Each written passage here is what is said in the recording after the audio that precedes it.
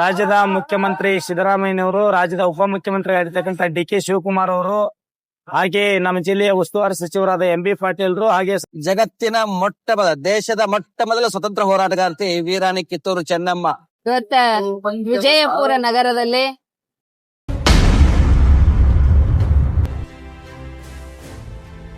ಇಂದು ವಿಜಯಪುರ ಮಹಾನಗರದಲ್ಲಿ ರಾಷ್ಟ್ರಮಾತೆ ಕಿತ್ತೂರು ರಾಣಿ ಚೆನ್ನಮ್ಮನವರ ಮೂರ್ತಿ ಅನಾವರಣ, ಹಾಗೆ ವಿಜಯಪುರ ಮಧ್ಯದಲ್ಲಿ ಬಸ್ ಸ್ಟ್ಯಾಂಡಕ್ಕೆ ಕಿತ್ತೂರು ರಾಣಿ ಚೆನ್ನಮ್ಮ ಅನ್ನುವಂತ ನಾಮಕರಣ ರಾಜ್ಯದ ಮುಖ್ಯಮಂತ್ರಿ ಸಿದ್ದರಾಮಯ್ಯನವರು, ರಾಜ್ಯದ ಉಪಮುಖ್ಯಮಂತ್ರಿ ಆಗಿರ್ತಕ್ಕಂಥ ಡಿ.ಕೆ. ಶಿವಕುಮಾರ್ ಅವರು, ಹಾಗೆ ನಮ್ಮ ಜಿಲ್ಲೆಯ ಉಸ್ತುವಾರಿ ಸಚಿವರಾದ ಎಂ.ಬಿ. ಪಾಟೀಲ್ರು, ಹಾಗೆ ಸಕ್ಕರೆ ಸಚಿವರಾದ ಶಿವಾನಂದ ಪಾಟೀಲ್ರು, ನಮ್ಮ ಎಲ್ಲಾ ಸಮಿತಿಯವರು ಉಮೇಶ್ ಪುಳ್ಕೂರ್ ಅವರು ಮೊದಲಿಗೆ ಮಾಡಿಕೊಂಡು, ಹಾಗೆ ನಮ್ಮ ಪೂಜ್ಯರು ಜಗದ್ಗುರು ವಚನಾನಂದ ಮಹಾಸ್ವಾಮಿಗಳು ಈ ಕಾರ್ಯಕ್ರಮದಲ್ಲಿ ಭಾಗವಹಿಸಿದ್ದಾರೆ. ಇವತ್ತ ಈ ರಾಜ್ಯದಲ್ಲಿ ಬಹಳಷ್ಟು ಜನರೇ ಮತ್ತು ಈ ಜಿಲ್ಲೆ ಅಪೇಕ್ಷೆ ಇತ್ತು, ಕಿತ್ತೂರು ರಾಣಿ ಚೆನ್ನಮ್ಮನ ಮೂರ್ತಿಯನ್ನು ವಿಜಯಪುರದ ನಡು ಮಧ್ಯದಲ್ಲಿ ಮಾಡಬೇಕು ಅನ್ನುವಂತ ಆ ವಿಚಾರನೆ ಇಟ್ಟುಕೊಂಡು ಇವತ್ತಿನ ದಿವಸ ಇಲ್ಲಿ ಸ್ಥಾಪನೆ ಆಗಿದೆ. ಬಹುದಿನಗಳ ಕನಸು ಇವತ್ತು ಈಡೇರ್ತಾ ಇದೆ. ಕಿತ್ತೂರು ರಾಣಿ ಚೆನ್ನಮ್ಮ ಒಂದೇ ಸಮಾಜಕ್ಕೆ ಸೀಮಿತವಾಗಿರ್ತಕ್ಕಂಥ ಹೆಣ್ಣು ಮಗಳಲ್ಲ, ಪ್ರತಿಯೊಬ್ಬ ರಾಷ್ಟ್ರ ಮಾತೆ, ರಾಜ್ಯದಲ್ಲಿ ದೇಶದಲ್ಲಿ ಇರುವಂತಹ ಪ್ರತಿಯೊಬ್ಬ ಹೆಣ್ಣು ಮಕ್ಕಳು ಕಿತ್ತೂರು ರಾಣಿ ಚೆನ್ನಮ್ಮನಂತ ನಿಮ್ಮ ಮಕ್ಕಳನ್ನು ಬೆಳೆಸ್ರಿ ಅಂತ ತಿಳ್ಕೊಂಡು ಈ ಸಂದರ್ಭದಲ್ಲಿ ಹೇಳಕ್ ಇಚ್ಛೆ ಪಡ್ತೀನಿ. ಜಗತ್ತಿನ ದೇಶದ ಮೊಟ್ಟ ಮೊದಲ ಸ್ವತಂತ್ರ ಹೋರಾಟಗಾರ್ತಿ ವೀರಾಣಿ ಕಿತ್ತೂರು ಚೆನ್ನಮ್ಮ ಇವತ್ತು ವಿಜಯಪುರ ನಗರದಲ್ಲಿ ಭಕ್ತರ ಬಹು ವರ್ಷಗಳ ಆಸೆ ಆಕಾಂಕ್ಷೆ ಇತ್ತು.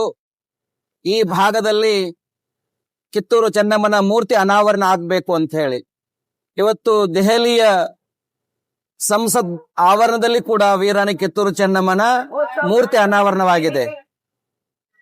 ವೀರಾಣಿ ಕಿತ್ತೂರು ಚೆನ್ನಮ್ಮ ಬ್ರಿಟಿಷರ ವಿರುದ್ಧ ಹೋರಾಟ ಮಾಡಿ ಇವತ್ತಿಗೆ 201 ವರ್ಷ ಆಗಿದೆ.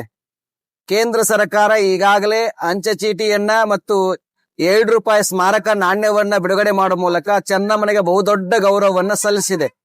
ಆ ಹಿನ್ನೆಲೆಯಲ್ಲಿ ಹೇಗೆ ಕೇಂದ್ರ ಸರ್ಕಾರ ಸಂಸತ್ ಭವನದಲ್ಲಿ ಮೂರ್ತಿಯನ್ನ ಅನಾವರಣ ಮಾಡಿ ಚೆನ್ನಮ್ಮನ ಗೌರವ ಸಲ್ಲಿಸಿದೆ, ಹಾಗೆ ಕರ್ನಾಟಕ ಸರ್ಕಾರವು ಕೂಡ ಬೆಂಗಳೂರಿನ ವಿಧಾನಸೌಧದ ಆವರಣದಲ್ಲಿ ಕಿತ್ತೂರು ರಾಣಿ ಚೆನ್ನಮ್ಮನ ಮೂರ್ತಿಯನ್ನ ಅನಾವರಣ ಮಾಡುವ ಮೂಲಕ ಅವಳಿಗೆ ಬಹುದೊಡ್ಡ ಗೌರವವನ್ನು ಸಲ್ಲಿಸಬೇಕು ಅಂತೇಳಿ ಈ ಕಾರ್ಯಕ್ರಮದ ಮೂಲಕ ನಾವು ಕೇಳ್ಕೊಂತ ಇವತ್ತ ವಿಜಯಪುರ ನಗರದಲ್ಲಿ ಬಹು ದಿವಸದಿಂದ ನೆನಗುದಿಗೆಯಲ್ಲಿ ಬಿದ್ದಂತ ವೀರಾಣಿ ಕಿತ್ತೂರು ಚೆನ್ನಮ್ಮನ ಮೂರ್ತಿಯನ್ನ ಅನಾವರಣ ಆಗ್ತಾ ಇದೆ.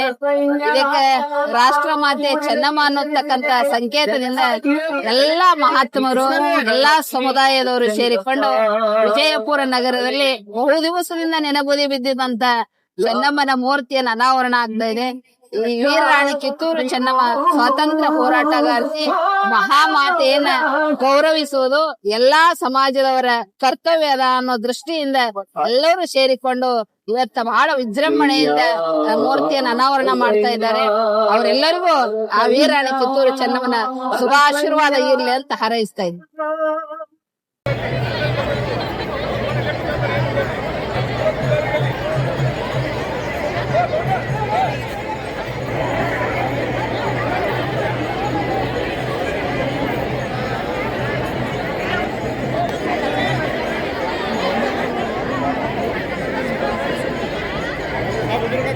ಕುಂಭಮೇಳ ಬರ್ತಾ ಇದೆ.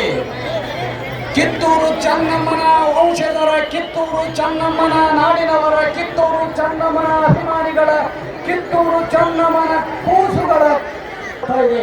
ಆ ಕುಂಭಮೇಳ ಹೊತ್ತಂತ ತಾಯಂದಿರ ಪಾದವನ್ನು ಮುಟ್ಟಿದ ಕುಂಭಮೇಳವನ್ನ ನಾವೆಲ್ಲ ಪ್ರೀತಿಯಿಂದ ಸ್ವಾಗತಿಸೋಣ.